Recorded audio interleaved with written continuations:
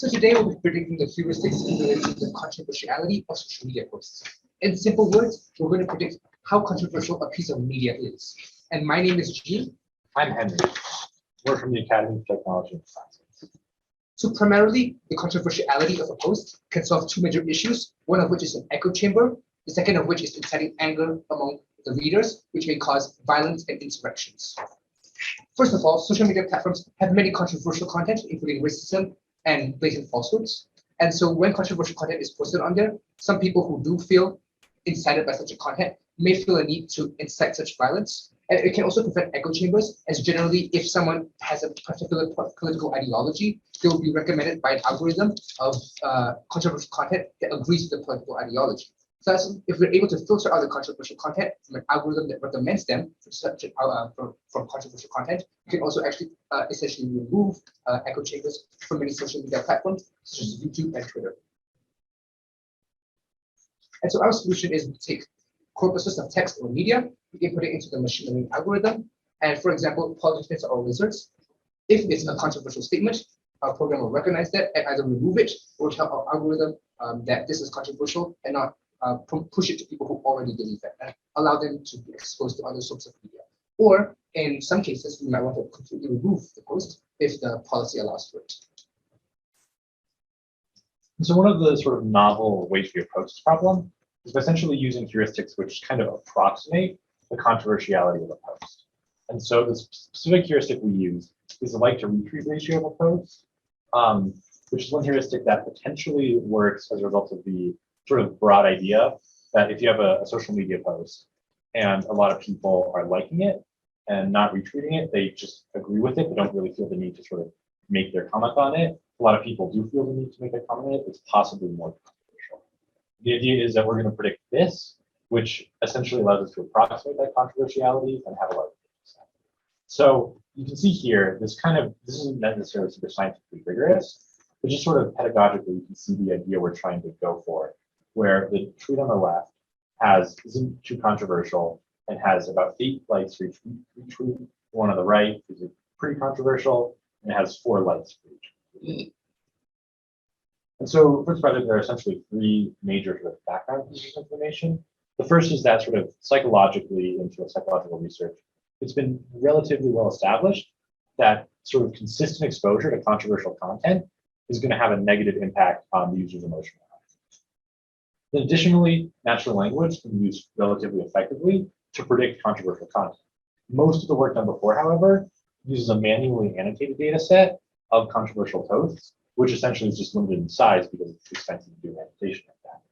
The third piece is just in general transformers, including BERT models, have been used very effectively on natural language processing tasks when you have sort of minimal data. And they've also been applied successfully to controversy, like the detection of controversy. And so we didn't build the BERT model from scratch. The BERT model was already a pre-existing model tree on Wikipedia with over 110 parameters. Although this was unfortunate, we still did fine-tune the model. So essentially, the BERT model captures the meaning of a sentence or the corpus of text we put in. And based on that, we are training the BERT model to complete a task. And in this case, our task is to highlight 1 of 10 outputs. And each of these 10 outputs is the probability the post will be in one of the 10 percentiles.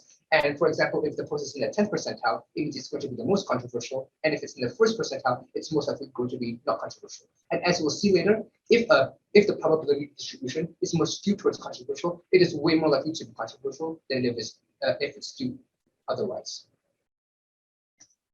And so in order to do that fine-tuning, we need some kind of data set to look at. And unfortunately, we couldn't find any sort of off-the-shelf data set of posts that would work for our purposes. So what we needed to do is essentially make our own. We did this by scraping Twitter through the Twitter API. So the first step was to find the 50 most followed Twitter accounts. Unfortunately, the Twitter API doesn't really have a way of sort of looking at the most popular accounts. So what we did is went to the Wikipedia page that shows it, which, while not perfectly accurate, still gives us what we need in terms of a list of Twitter accounts that are going to have really high engagement. Then we took those Twitter accounts and fed them into the Twitter API to essentially get all of their most recent tweets, about 4,000. Then we aggregated that into a single data set, which we could use for training. In total, this data set had about a little over 150,000. And so in this code sample, you can see two of the methods. There are the two methods that were used to directly interface with the Twitter API. These methods were only a small part of the entire program because in addition to retrieving data, we have to sort of manage it and put it into our data set. But through all of that code, we were able to create this data set. And so now let's talk about the methods behind BERT, or the bidirectional encoder representation transformer.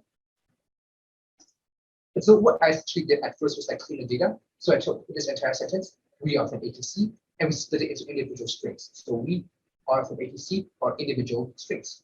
And then we remove all the unnecessary stop words mainly for optimization. So for example, or and exclamation mark, they don't really add much meaning to the sentence. So we just completely remove them. And then we encoded we from A to C into individual numbers. And although this is just an arbitrary number, our real vector had about 30 values. They basically encapsulate the meaning of the word. So for example, if the two vectors of two different words were extremely similar, they would have a really small cosine difference. However, if it was larger, it would have a larger difference. So essentially the words captured the meaning and captured the synonyms of the word itself. And then at the start of the sentence, we put a CLS, and at the end we put a separator, which is really important for the BERT model to understand the difference between words and the other. And so the BERT model uses a mask LM to learn. So essentially you mask a certain word, for example, R, and then it understands the context of the words beside it. Like for example, if you mask the word R, then the program will read be and from, and then it'll understand the context that the word is placed in, because different words have different context and they mean different things. And so the reason we needed the separators at the start of the sentence was because we needed the program to understand the difference between individual sentences. For example, we didn't want the model to train on an entire sentence or an entire corpus of text on its own, but we want it to be able to differentiate between we are from ATC, and today we're going to be talking about BERT. And this is similar to how GPT predicts text or ChatGPT predicts text, and this allows it to understand English language as a whole rather than just individual sentences. And so here's an example of the BERT model code. So I had to upgrade TensorFlow 1 to TensorFlow 2 for quite a lot of the layers. But essentially, I had a BERT processor, a BERT encoder, and then I essentially built the model using precision, recall, all that kind of stuff. And I had to go through a lot of trial and error to find the perfect categorical loss and optimizers. And this is where we save it. This is where we load it. And this is just a small segment of the code where I actually make the model itself. And so we basically were facing a problem in terms of how we're going to represent our controversiality heuristic, like the retreat ratio, as a vector that we can train our network on. And so the approach we use is to essentially treat this as a classification problem, where you are trying to, the model is trying to classify which percentile of the heuristic the particular item belongs to. And so in this graph here, you can see the lower bound of each of these percentile values. And so essentially the idea behind this is, first of all, you're going to have a statistic at the end that's more easy to interpret. Instead of saying like, oh, you had 3 likes, 3 retweets, and say, oh, well, this heuristic is in, say, the top 70th of all of Twitter. And then additionally, because we're having these even percentiles, all of our classes amongst the data set have an even split in terms of the class distribution. And so here you can see kind of an example of the model predicting from text. Again, this isn't super rigorous in terms of showing it works, but it's just sort of demonstrate what the model looks like. And so you can see the controversial one, it's saying that there are a lot less likes for retweets, and this non-controversial one, there are a lot more likes for retweets. And so, yeah, that just kind of shows what the model should look like. And so now we can sort of, well, we can't necessarily analyze super rigorously the model on controversial content itself. We can look pretty rigorously at the like to retweet ratio and how accurately it predicts that. And so the first thing to look at is essentially the improvement of the model across the training process. So across our entire process of training this model, we went through 100 epochs, which took a little over a day in training. And as you can see here, it does look pretty jittery. You'll notice that there's only a 4%. There's only 4% of variation in the y-axis. So it doesn't actually change much. But even still, there's a slight sort of improved trend in performance. We can sort of take away from this is that our model isn't performing less accurately because we've been training for longer. And so now we can sort of look at the accuracy of the model after training for all 100 epochs. And so the two metrics we use for that are categorical accuracy and average distance. Categorical accuracy represents how often a post was categorized into the exact percentile it belongs in. The average distance represents the average distance between the true percentile and the predicted percentile. And we also looked at this across the validation and training data sets to basically see if we had any overfitting. And you can see here, they're basically the same, showing that we don't really have much overfitting to worry about. In terms of the actual statistics, categorical accuracy of 30% is obviously much better than what we'd get if we were just randomly guessing at 10%. It's still not super great though. What we can see is that the average distance is only 20%. So what this tells us is that even in those cases where we may not be getting the exact correct percentile, we're still getting a reasonable approximation of the controversiality of the post. And just to add on to what Henry said, the categorical accuracy of 30% is still much higher than the baseline of 10%.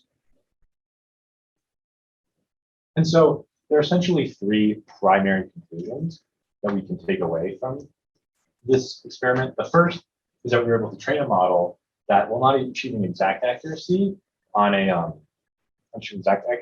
these fitting like retreat ratio, was able to get a reasonably accurate idea of the ratio for that post. Additionally, the model didn't really suffer in any overfitting or any didn't really need to train from multi-fox to reach its sort of peak accuracy. And so we were able to achieve more or less the peak accuracy of the model based on the given data set and model structure. And so to speak more generally, we have shown that BERT models and quite likely transformers in general can be used effectively to predict these heuristics that possibly indicate controversiality. And so there are a couple of future ways of project we improve. So the first way is to actually analyze this like-to-retreat ratio, because while we can kind of work on the assumption that it might work, it's hard to actually sort of describe precisely how accurate that translates to controversial content. And so analyzing that itself would allow for a more scientific conclusion to be drawn, because even though we can predict that ratio pretty well, we still need to figure out how well it exactly corresponds to controversiality. Additionally, we can analyze more metrics from like-to-retreat ratio, which is going to give us a more diverse understanding of the different factors which are contributing to this close controversiality. And then finally, we could of course increase the size of our data set and possibly increase accuracy that way. And actually something that we did implement is that we not only are able to analyze how controversial a particular piece of text is, but there's a lot of video formats that also provide really controversial content. And so essentially what I did was I implemented speech synthesis into our project. So I essentially scraped Jordan Peterson's speeches on YouTube, and I essentially used Google speech synthesis to, for example, turn his words into quotes. Then after splitting those quotes into 1-minute segments, and then inputted those 1-minute segments into the BERT model, and that gives an output of how controversial the statement was.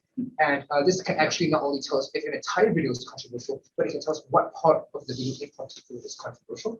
And although this isn't, although I have fully implemented this yet, I have already fully implemented this. This is still something that we need to look further into. These are all the references we used in this slideshow. We'd be happy to answer any questions. I see you have like a rate limiter in your Twitter API. Yes. Talk about that. Yeah. So essentially, the Twitter API, like virtually any API, limits the amount of requests you can make. I think for this, it was about 1,500 requests in a 15-minute period. We did some stuff to try to get past it. Eventually, the sort of compromise that I did for that rate limit, because I tried basically essentially coding some fairly fancy ways of like managing it. What I ended up doing is, because the Twitter API doesn't necessarily aggressively penalize like getting the rate limit notification, I essentially just modified the code a bit to sort of lay off when it gets that rate limit and then not crash from the unexpected. So how long did it take to get your sample corpus for 50? It took about a week, I think, of constant just running the code and scraping data from Twitter. So for that week, did you look at what was going on? Was it a very active week, or I mean, you could see if you were scraping for a week that it's sort of like what's going on in your school. If it's vacation, not much goes on, and it's if it's coming up on an election, what could go on? Have you thought about those sorts of aspects of 20 might script? I didn't really consider that with the collection of our data. There are a couple reasons for that. First of all, it's a fairly diverse set. So, right, it's like across the world. So even if there was, say, like election in India or the US, that would still be more or less kind of balanced out. But also we go back about 7 days in history. That's sort of the limit that Twitter gives to its like public API. And so we're scraping everything we could from that period. So with those two things combined, it seems to be relatively constant in terms of what you're getting between days, but I think that possibly could have some effect. Can you think about a way to segment your data to test that? To test the like different activity across the time. Yeah, or just is there a way that inside your data there might be more information possibly to be extracted? I could imagine that you could possibly, you could do stuff like look at the distribution of tweets across the different days to say this day is more active, this is less active.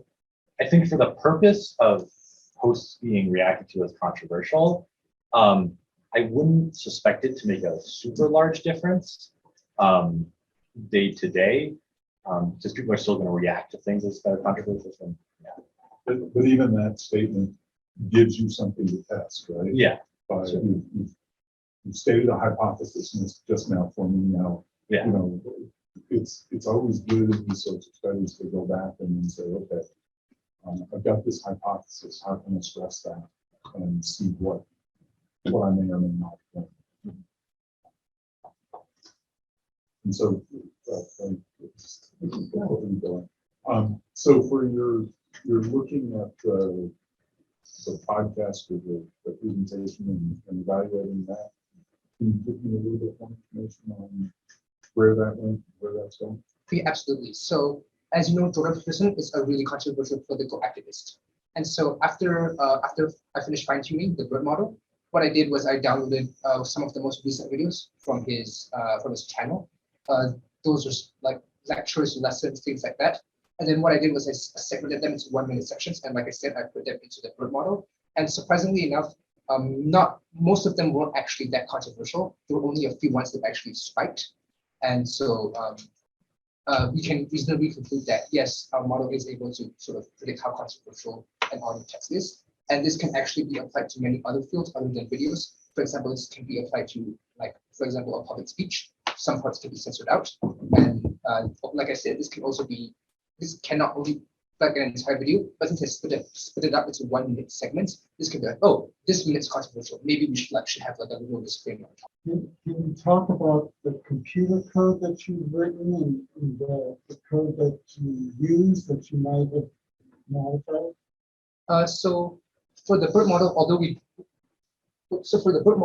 didn't use although we didn't make the BERT language model ourselves, we did still modify and play around with the dense layers inside the actual learning itself.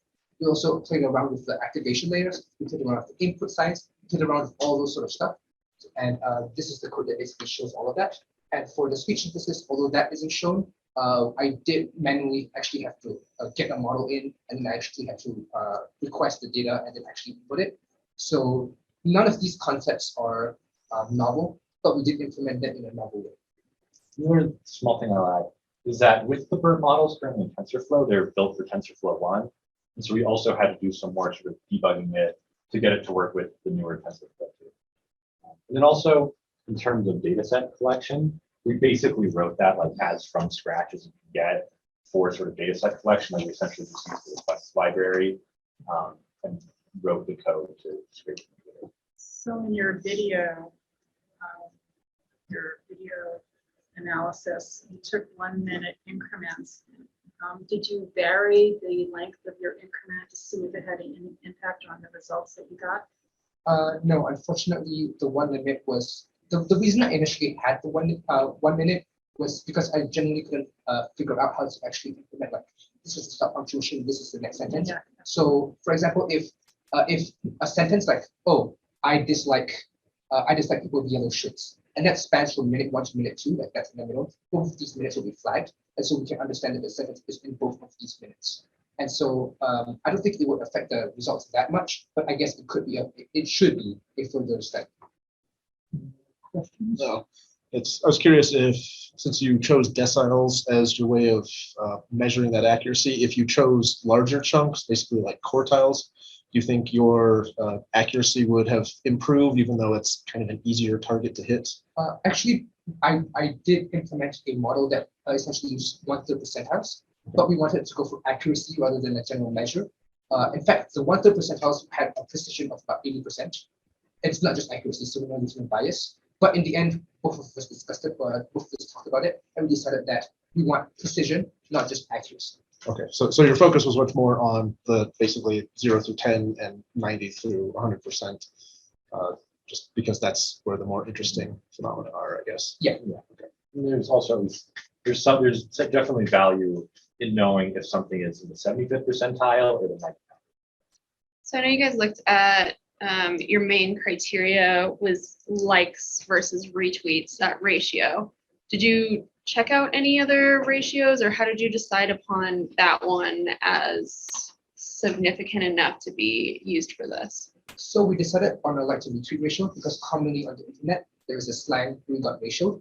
So basically that's where your retweets greatly exceed your likes. So we decided to use that internet phenomenon for our research. But to answer your question, we did use other forms of metrics. Like for example, we used basically literally every other ratio we had, like messages to likes, messages to retweets. However, we decided that we wanted to focus on one branch, which is like to retweet, because we found that that phenomenon was the most significant. And although we could train other models for those other heuristics, we still decided this one would be the best because after all, this one was the most significant.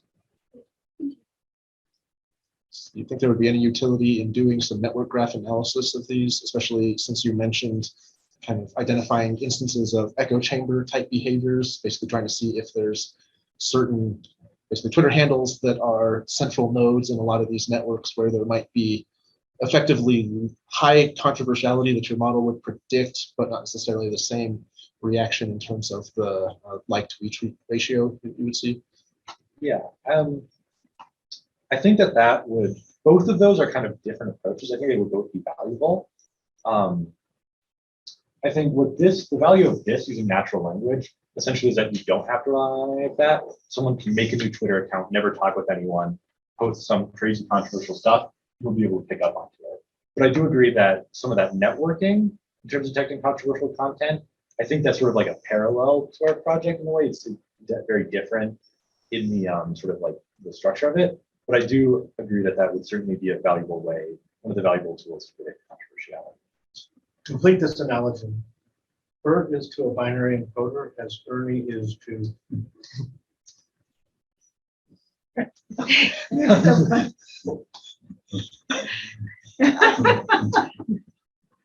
So they bought the Jeopardy music.